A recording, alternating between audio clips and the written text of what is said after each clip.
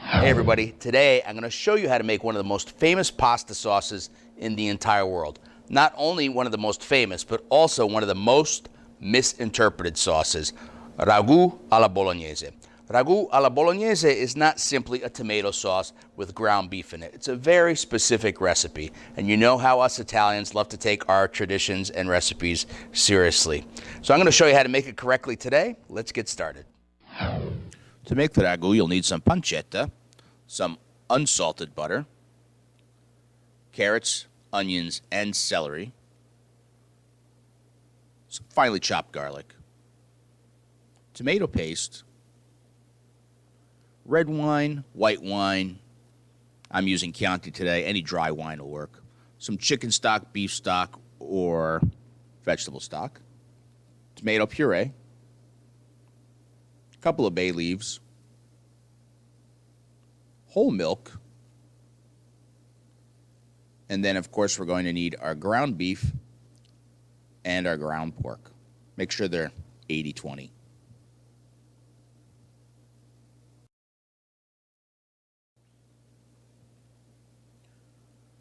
All right, we're on a medium-high heat, and we're going to begin by melting some unsalted butter. Just get into that pan there. It doesn't have to be completely melted. We're just going to give it a little quick stir here. And then once it begins to melt, we'll add our pancetta, which is about a 1/4-inch dice, and begin to render the fat off the pancetta and start to crisp it up a bit. Now, we're not looking for something super crispy here because this is going to cook for some time. So even if you get it super crispy, it's not going to stay crispy. All right, so the pancetta fat is rendered. Now we're going to add our ground meats, our ground beef, and our ground pork. It's good to take it out of the fridge for a half hour or so before you do this, just to get the chill off of it. You're going to get a better result this way. And we're just going to kind of break it up with the back of the spoon and just get it mixed in with that rendered fat. And we're just going to saute it for a couple of minutes or so until it begins to brown. Now that our beef is browned, we're just going to kind of push it off to the side, creating a little well in the center of the saute pan. And we're still on medium-high heat here. The goal is to collect some of that rendered fat in the middle of the saute pan. You'll see how it's going to begin to pool in a second. And we're going to use this rendered fat to saute the rest of our ingredients. So we're going to start with our aromatic vegetables, our carrots, our celery, our onion. In Italian, this is called sofrito. In Spanish, also called sofrito. In French, this is called mirepoix, of course. And these are ingredients you're going to find in lots of different things: stocks, soups, braised dishes. Adds lots of flavor, lots of moisture, and lots of color to many, many recipes. We're going to add our garlic here too. Why not? At this point, I'm just going to season with some fine sea salt and also some fresh ground black pepper. This is going to help to draw some of the moisture out of those vegetables. We're not really looking for any color here. We're just looking for the vegetables to become translucent before we move on to the next step.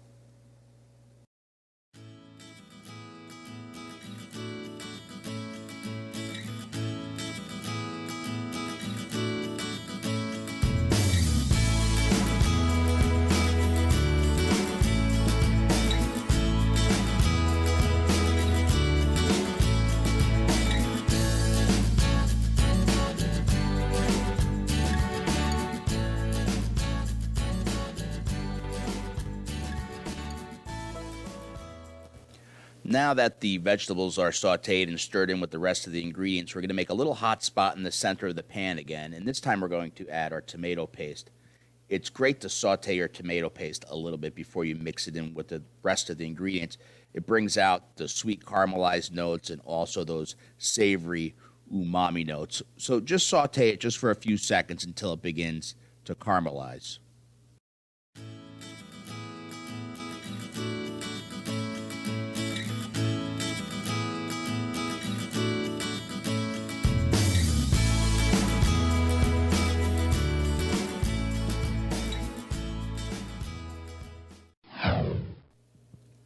Our red wine goes in, and we're going to reduce this wine down by a little bit less than half to concentrate the wine flavor and also evaporate some of that alcohol. And for that reason, it's important that you use a wine that you enjoy drinking. It doesn't have to be a super expensive, spectacular wine, but something that you like the flavor of. Because if you don't like the flavor in your glass, you're certainly not going to like it in your sauce when we reduce it down by less than half. I'm using an everyday drinking dry Chianti that I really enjoy. It's not super expensive, and it gets the job done.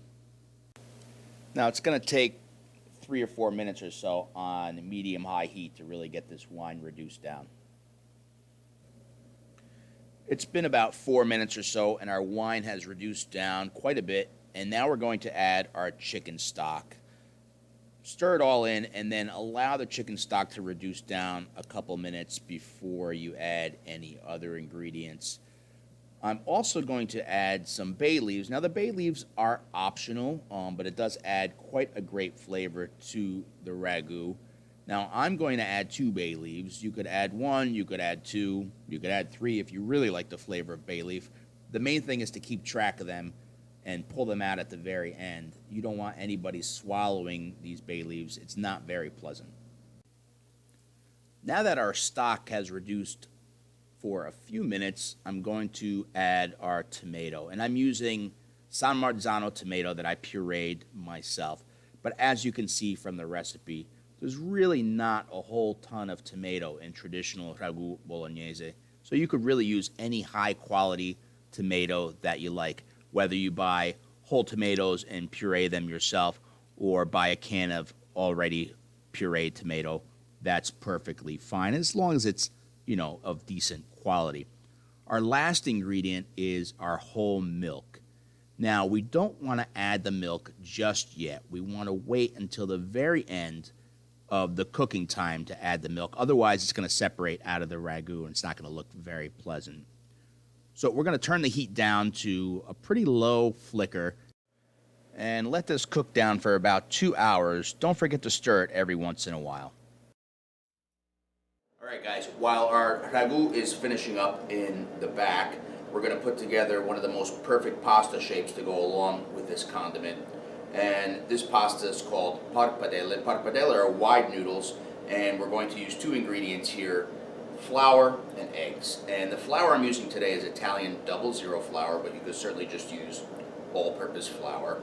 The eggs give it a really great richness, and the flour gives it a little bit more tenderness. So if you remember, the last pasta I showed you was flour and water. We used a semolina flour, which gives you a really nice chew to the pasta and perfect for dry, short pastas. This pasta dough that I'm making today is perfect for long, tender pastas like pappardelle, like fettuccine, or tagliatelle, whatever you like. So let's get started. So I start by making that classic well in the center of the flour, and then go ahead and add our eggs. Now I'm using 21 ounces of Italian 00 flour, or certainly all-purpose flour is fine, and 14 ounces of egg, which is 7 extra large eggs. Extra large eggs weigh about 2 ounces or so out of the shell. This gives us 35 ounces of pasta, about a kilo, just a touch over 2 pounds. So let's make some scrambled eggs in the center here, and then a little bit at a time begin introducing some flour to that center well until you end up with something that resembles like a thick cake batter. And then I'm going to switch to my hands and begin folding the flour into the center a little bit at a time. Now at first, this dough is going to feel very dry and crumbly. And this is pasta dough, so it should feel a little bit dry and crumbly. It doesn't have as much hydration as, say, a bread dough or a pizza dough does. Your instinct is going to want to be to add more moisture, but don't, because you're going to end up with a dough that's too wet to use later on. Once we get this kind of a cohesive, crumbly dough, I'm going to turn it out onto the counter to finish bringing it together, just because there's a bit more room on the counter. And this is where we begin the kneading procedure. And the kneading procedure is always the same. We're going to fold the dough over onto itself, give it a quarter turn, push it forward with the palm of our hands, and repeat that until you end up with something that's nice and smooth and homogeneous. And for this dough, it's going to take about 3 minutes or so.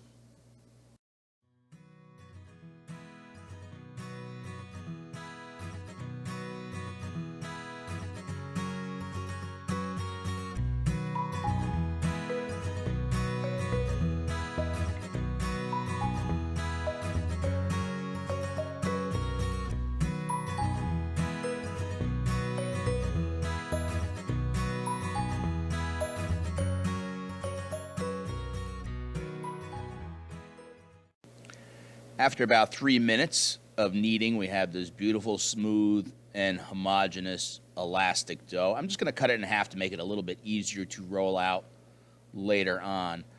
You want to take a look at the texture inside. You want to see some small air bubbles. I'll let you know that you did some great gluten development and some perfect kneading.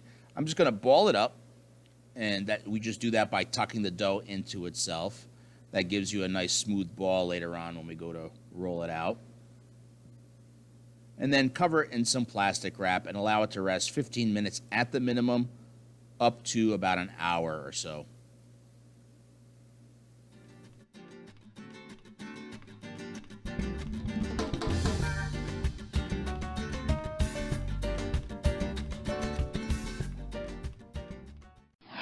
So our dough has rested 30 minutes or so, and now it's time to turn this dough into our pasta sheets so that we can cut our pappardelle. Now there's a couple of ways to accomplish that. We could use a rolling pin, or we can use a manual pasta roller. Today we're going to use the KitchenAid attachment, which makes life a little bit simpler. Maybe in the next video I'll show you how to use the pasta roller as well, because it's fairly easy, but it takes a little bit of learning. So let's get started, guys. I have my pasta dough here. I'm going to cut it in half, just to make it a little bit easier to use. The piece that you're not using at the moment, make sure that you wrap it in some plastic wrap or turn a bowl over onto it. That way it doesn't dry out on the surface. The first thing we need to do is flatten it out.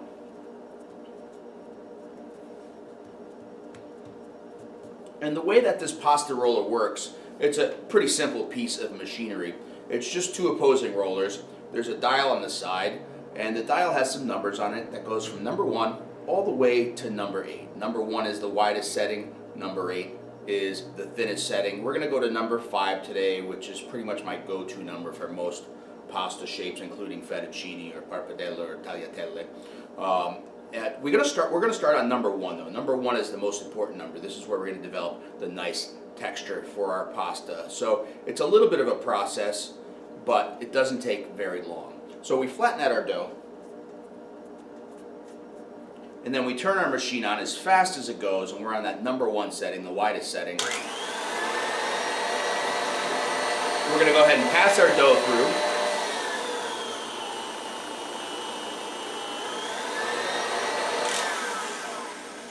So at this point, we're beginning to thin out the pasta, but the problem is right now is we don't have a whole lot of gluten development. So what we need to do is fold the dough, press it together, and then pass it through that number 1 setting again.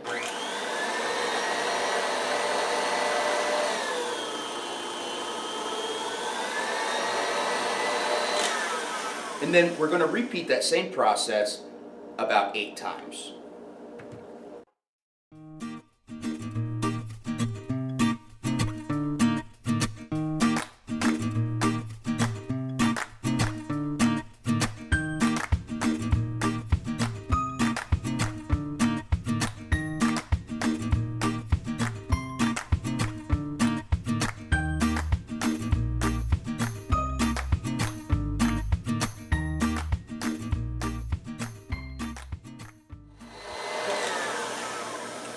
Alright, so what we've accomplished here is we've developed some gluten structure, we've made the dough very smooth and elastic, and now it's time to begin thinning it out until it's the thickness that we want, which is fairly thin, to that number 5 setting. And now it goes very quickly because it's 1 time through each additional setting. So now we move on to number 2.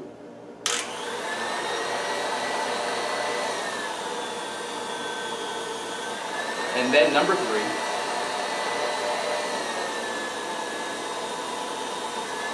Number 4.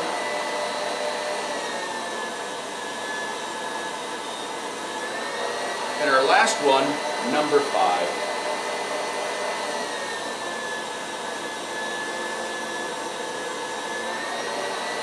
And that's what we're looking for. A nice thin sheet of pasta. And we continue until all of our pieces of dough are done. All right, here we are. So we have our beautiful sheets of pasta ready to be cut into papardelle. Now, papardelle should not be too long, so I'm actually going to cut these pastas in half. I did trim off the ends just to make them a little bit neater, but you certainly don't have to if you don't want to. So I'm just going to cut these in half just using a bench scraper. You can just use a knife if you want to, just like that. Then the next step is to get them onto a cutting board. Sprinkle the sheet with a little bit of that coarse semolina flour. That keeps the pasta from sticking together. And then we just want to fold it over onto itself, just like that. And then with a chef knife, or I'm going to use one of these things, we're going to cut this into quarters. Papardelle should be about an inch wide or so. So, about quarters, just like that. Then we have our beautiful papardelle. Now from here, I'm going to go on to a sheet pan that I lined with a piece of parchment paper, but you certainly don't have to. But a little sprinkle of semolina to keep them from sticking together. And our papardelle go on, just like this. And then we'll just continue on with the next sheets.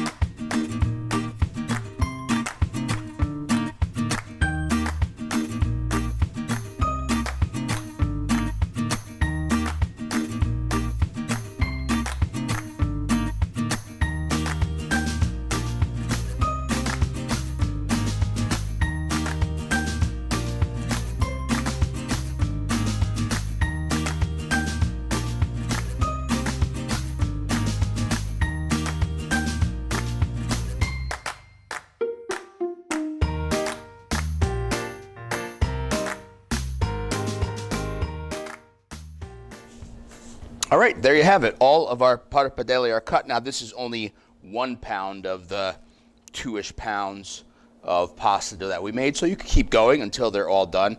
Now, you have the choice of either cooking them and eating them now, or you could simply freeze them to use later on. Now, 2 hours have passed, and here we have the star of the show, our thick, meaty, and rich Ragu Bolognese. And this is the way it should look. It shouldn't be a runny, saucy sauce. It should be this kind of a tight, meaty, and thick condiment. Don't forget to take out those bay leaves. That's very, very important. And we're still kind of on a low simmer here. And I'm going to add our last ingredient. Remember, we have one more ingredient to finish this off, and that's our milk. Now, it's good if your milk is at room temperature, or if you just pulled it out of the fridge, pop it in the microwave for 20 seconds or so to warm it up. Cold milk, adding it to the hot ragu will cause the milk sometimes to separate, so it's better to make sure that you warm it up a bit.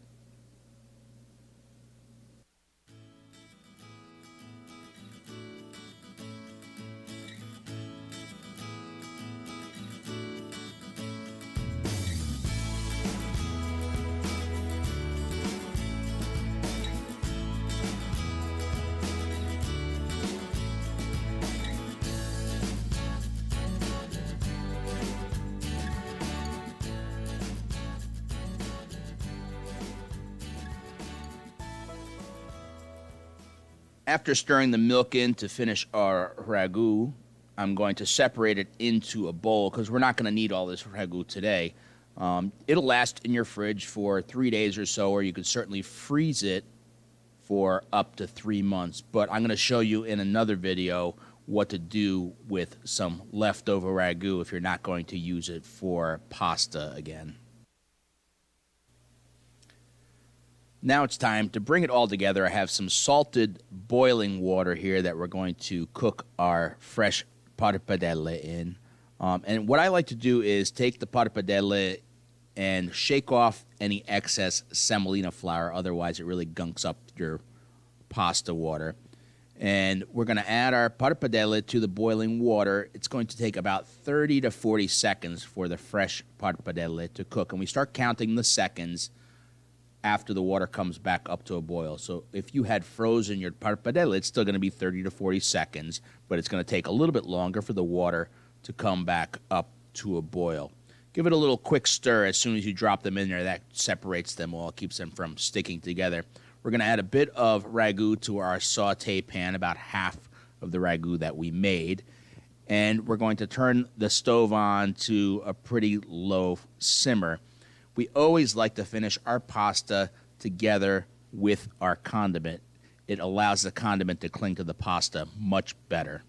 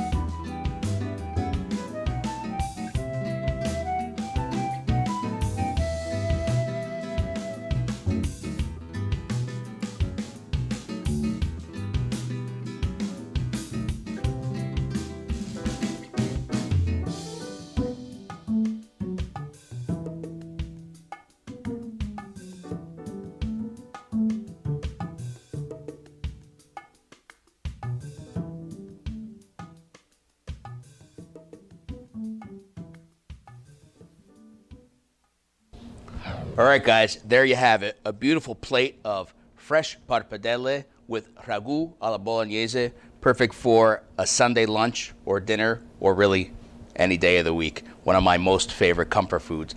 Join me next time when I'm going to show you how to make some more great stuff. Thanks for watching.